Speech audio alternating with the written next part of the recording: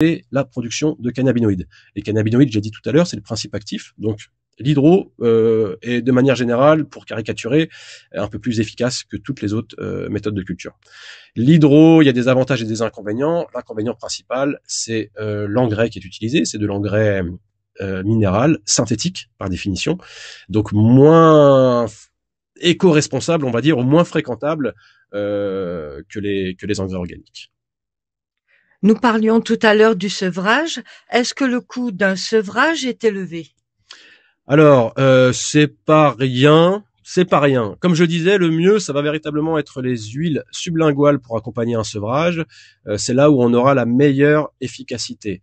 Une huile, en fonction de qui on est, enfin, il va y avoir différentes concentrations, si vous voulez, d'huile, et en fonction de qui on est, on va avoir des produits qui seront plus adaptés que d'autres. Le poids, c'est un indicateur, mais c'est pas le seul. On va tous avoir des réceptivités différentes avec le cannabis, et chez certains, c'est tout de suite action-réaction. Chez d'autres, c'est moins vrai. Il faut un peu plus de patience, il faut des dosages un peu plus costauds. Donc véritablement, en fonction de qui on est, on va pouvoir se sevrer, on va pouvoir accompagner son sevrage avec une huile qui va coûter entre 19,90 € et 69,90 € pour la plus forte. Une bouteille d'huile, c'est environ 200 gouttes. On est sur du microdosage là-dessus. On va être sur en moyenne entre 3 et 6 gouttes par jour. Donc, une bouteille d'huile va durer environ 1 mois, le temps qu'il faut pour un sevrage réussi. Est-ce que le CBD est une plante qui peut faire partie d'une thérapie douce, un palliatif aux médicaments chimiques? Alors, j'ai envie de dire que oui, mais on fait très attention avec ce genre de réponse. Pourquoi? Parce que en boutique CBD, nous avons évidemment un certain nombre de choses à respecter, dont l'une d'entre elles, c'est de ne pas faire d'allégations thérapeutiques autour du produit. Le produit ne doit pas se substituer à un traitement médicamenteux. Nous, professionnels du CBD, nous ne sommes pas des professionnels, comment dirais-je, de santé. Nous ne sommes pas médecins. Si une personne, si on a prescrit à une personne un anxiolytique ou un antidépresseur, j'ai mon avis là-dessus, mais malgré tout, je pense que j'imagine qu'elle a une bonne raison d'être sous ce genre de traitement. Maintenant, le CBD, il faut expliquer que ça peut être un palliatif, mais par étapes. L'idée, c'est de pouvoir intégrer les prises de CBD à son quotidien, tout en continuant à consommer son antidépresseur ou son anxiolytique, et de petit à petit essayer de diminuer les doses du traitement synthétique, pharmaceutique, et augmenter les doses naturopathiques, c'est-à-dire le CBD. Évidemment, plus on peut se soulager de manière efficace avec les plantes, et mieux on se porte. Enfin, à mon sens, il est plus intelligent de s'intéresser au soulagement par les plantes que par la chimie.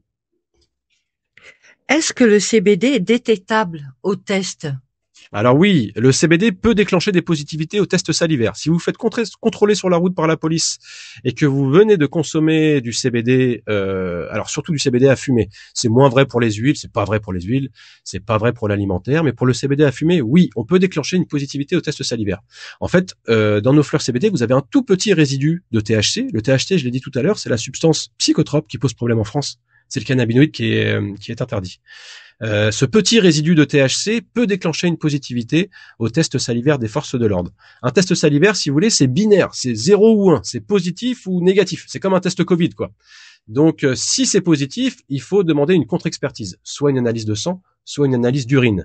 L'idée, c'est de pouvoir mesurer le taux de THC que vous avez dans le corps, et si c'est uniquement un résidu, on en détermine que vous êtes uniquement consommateur de CBD, de cannabis licite, et par définition vous ne courez aucun risque. Quels sont les profils de vos clients? On a vraiment toutes sortes de clients, ça va de 18 à 94 ans, 94 ans pour parler de ma grand-mère, qui soulage ses douleurs à la hanche, très efficacement grâce au CBD.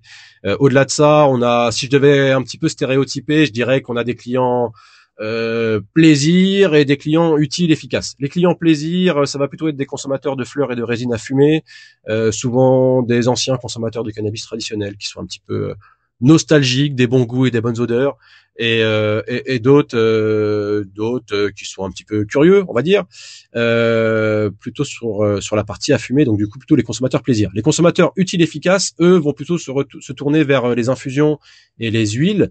Eux vont plutôt chercher à les vertus bienfaitrices, quoi. Donc le côté anxiolytique, comme je disais, parce que le CBD peut avoir des vertus psychiques et physiques. Pour parler du psychique, c'est le bon anxiolytique naturel, comme je le disais tout à l'heure, mais ça va au-delà de ça. Avec les vertus physiques, on a aussi des vertus anti-inflammatoires, antidouleurs, décontractants musculaires, ce qui fait qu'il y a pas mal comment dirais-je d'utilisation possible avec le CBD et qui peuvent soulager tout un tas de pathologies ou de mal-être qui soient psychiques ou physiques.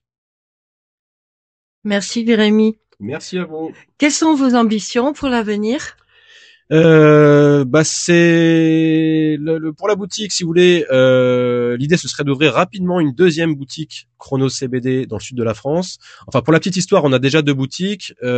Sylvain, mon ami d'enfance, a sa boutique en région parisienne à Sainte-Geneviève-des-Bois.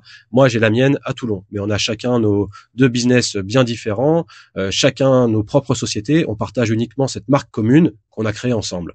Sylvain a l'ambition d'ouvrir une deuxième boutique en région parisienne et moi j'ai l'ambition d'ouvrir une deuxième boutique dans le sud de la France. C'est la première étape. La deuxième étape, si succès il y a sur nos prochaines boutiques, ce serait de pouvoir proposer un réseau de franchises. On a imaginé une franchise à 0 €, sans droit d'entrée pour les futurs franchisés, rémunérés uniquement sur leurs résultats. On trouve que c'est une manière assez cool de mettre un premier pas comment dirais-je, dans l'entrepreneuriat sans véritablement être submergé. Encourageriez les chercheurs d'emploi ou la personne lambda à ouvrir un commerce de proximité? Oui, oui. Alors après, il faut avoir comment dirais-je, il faut être conscient de l'engagement que ça représente. C'est beaucoup de temps, c'est beaucoup d'énergie, c'est beaucoup de patience, de motivation, investissement financier aussi. En tout cas pour mon domaine, puisque c'est un domaine assez particulier. Les partenaires sont assez frileux pour accompagner l'univers CBD. Donc pour parler des banques, notamment, il est impossible de créer des relations avec les banques françaises traditionnelles. Donc il faut sortir du territoire de la France pour trouver des partenaires. Autant vous dire que pour des financements, c'est même pas la peine. Il faut compter sur ses fonds propres. Quoi d'autre, l'assurance du fonds de commerce cannabique, c'est pas évident. Donc oui, il y a des contraintes, faut en avoir conscience. Maintenant, elles sont pas insurmontables. Je pense qu'il faut y aller par étapes, faut être motivé, c'est du boulot, c'est clairement du boulot, mais avec la bonne énergie, la bonne motivation. Moi, je suis ravi comme tout de m'être lancé, quoi. Alors après, il faut prendre conscience que on s'investit beaucoup, comme je le disais, en temps et en énergie. Le commerce, on travaille le samedi, on le ramène un petit peu à la maison, on fait notre compta à la maison, on fait notre communication, notre marketing à la maison, etc. Donc ça prend beaucoup de place dans notre vie. Maintenant, il faut garder à l'esprit que c'est un petit peu transitoire et on le sait qu'il y a 2-3 ans, les 2-3 premières années qui vont être un petit peu comme ça.